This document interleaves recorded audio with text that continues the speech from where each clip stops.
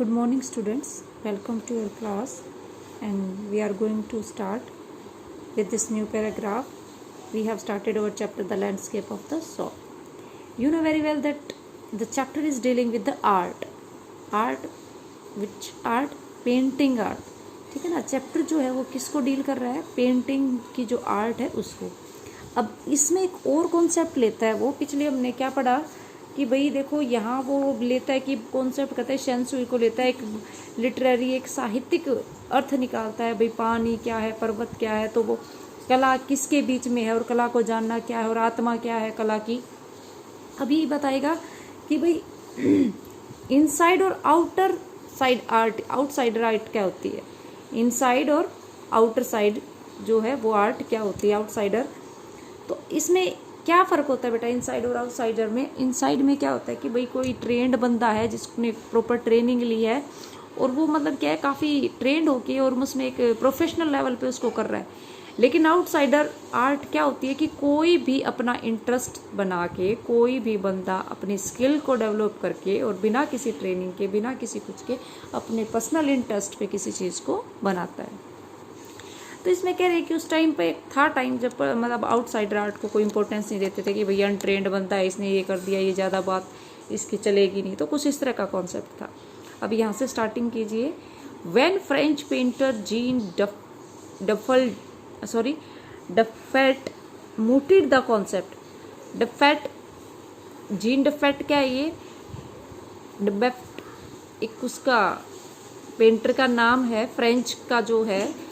कहता है मोटेड, उसने अपने विचार दिए द कॉन्सेप्ट इस धारणा पे ऑफ आर्ट ब्रट क्या होता है? आउटसाइडर आर्ट, उसके ऊपर. ठीक है ना, जो बाहरी कला आउटसाइडर आर्ट है उसके ऊपर अपने विचार दिए इन द 1940s 1940 में. The art of the untrained visionary, कहते हैं कि जो अनट्रेंड बंदे हैं जिन्होंने प्रशिक्षण नहीं लिया, कहीं से सीखी नहीं और वो दूरदर्शी बताते हैं और भविष्य को देखते हैं, वो आगे की देख के वो उस चीज़ को बना लेते हैं. वाज ऑफ माइनॉरिटी इंटरेस्ट, वो कहता है कि उनमें बहुत कम लोगों की रुचि थी जो अनट्रेंड है. लेकिन विज़न क्या होता है? दूरदर्शी रखना, किसी भी चीज़ को दूर तक. मान लो आप हो, आपने कहीं से ट्रेनिंग नहीं ली लेकिन आप अपने माइंड में एक विज़न बना लो, उसको दिमाग में सोच लो और उसको आप बना दो. और आपकी चीज़ में कोई इंटरेस्ट ना ले कि भाई इसने कुछ ट्रेनिंग तो ली नहीं, इसको कुछ आता है नहीं, क्या बनाया होगा. तो इस तरह से कहता है कि माइनॉरिटी इंटरेस्ट था लोगों का. From its almost weld beginning, कहता है कि इसने अपना जो एक क्लियर जो थी, एक अपना ऑलमोस्ट वेल्ड बिगिनिंग, शुरुआत इसकी क्या थी? अस्पष्ट थी. वेल्ड क्या होता है? वैसे घूंघट ढका हुआ, पर्दा लगा हुआ. तो कहते हैं कि शुरुआत बहुत इसकी अस्पष्ट थी. Outsider art has gradually become the fastest growing area of interest in contemporary art internationally. कहता है कि जो आउटसाइडर आर्ट थी वो क्रमशः कब तेजी पकड़ी उसने, कब वो उसने मतलब क्या है कि ग्रोथ की, लोगों के इंटरेस्ट में, रुचि में कब वो आई? समकालीन जो कला है उसमें वो आई और जो मतलब क्या है विख्यात हुई वैश्विक रूप में. मतलब क्या है कि इंटरनेशनली फिर वो रीच कर गई. मतलब कि कंटेम्प्रेरी होता है कि समकालीन, अब समय के साथ चलने वाली. तो कहते हैं कि समय के साथ साथ उसने ग्रोथ की. कहते this genre is described as art of those who have no right to be artist as they have received no formal training. अब क्या कहता है कि भाई दिस जेनर इज डिस्क्राइब्ड, ये जो स्टाइल है, ठीक है ना. अब इस कहते हैं कि स्टाइल ऑफ लिटरेचर, ठीक है ना. अब वो कहते हैं कि ये जो स्टाइल है इसको बताया गया कला में, कि कला में इसको क्या बताया गया, पेंटिंग वालों ने क्या इसको डिस्क्राइब किया कि वो लोग उनको कोई हक नहीं है आर्टिस्ट कहलाने का, कलाकार कहने का, as they have received no formal training, क्योंकि उन्होंने को रिसीव क्या होता है? प्राप्त करना, फॉर्मल एक औपचारिक ट्रेनिंग, प्रशिक्षण.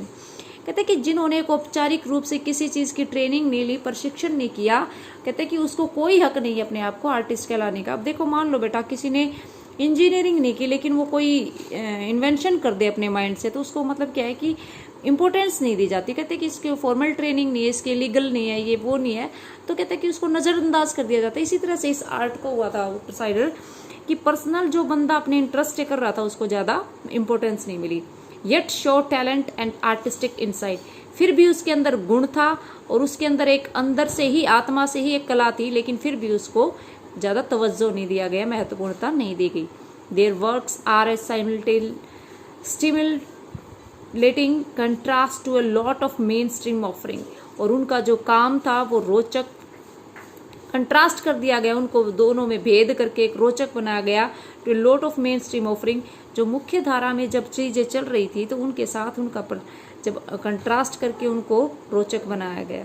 कहते around the time Dubuffet was propounding his concept in India, an untortured genius was creating paradise। कहते कि टाइम के साथ क्या हुआ था, प्रोफाउंड किया गया, बताया गया, खोजा गया हिज कॉन्सेप्ट, उसकी धारणा को इन इंडिया, भारत में, एन अनटोर्चर्ड जीनियस। अनटोर्चर्ड मतलब क्या है कि उसको टॉर्चर नहीं कर रखा, उसको किसी भी चीज़ से उसको मतलब क्या प्रताड़ित नहीं किया गया, और उसको एक एज ए जीनियस का नाम दिया गया, वाज क्रिएटिंग पैराडाइज। और उसने एक क्रिएट करना क्या होता है, किसी भी चीज़ को बनाना, किसी भी चीज़ को एक रूप देना। तो कहते हैं कि एक जीनियस था जिसने एक क्रिएट किया, बनाया एक पैराडाइज स्वर्ग। और वो कौन जीनियस था, किसने मतलब क्या एक पैराडाइज स्वर्ग को बनाया, वो हम आगे पढ़ेंगे। Years ago the little patch, कहता है कि बहुत साल पहले एक छोटा सा पैच ऑफ जंगल, जंगल का पैच, पैच क्या होता है बेटा, एक छोटा सा धब्बा या कोई छोटा सा सिरा। तो कहते हैं कि जंगल का एक छोटा सा हिस्सा था, दैट ही बिगेन क्लियरिंग, जो उसने शुरू किया था साफ करना, to make himself a garden, एक बगीचा बनाने के लिए, स्कल्प्टेड विद स्टोन, और जिसने उसने काफ़ी पत्थरों के साथ उसने शेप दे के उसको शुरू किया था। एंड रिसाइकल्ड मटेरियल, और उसने मतलब कहती जो वेस्ट मटेरियल था उसको दोबारा यूज़ किया गया, is known as the world today, और आज संसार में उसको किस नाम से जाना जाता है, as the rock garden at Chandigarh. और उसको किस नाम से, संसार में आज उसको रॉक गार्डन के नाम से जाना जाता है, और जो कहाँ है, चंडीगढ़ में। That's all for today, thank you.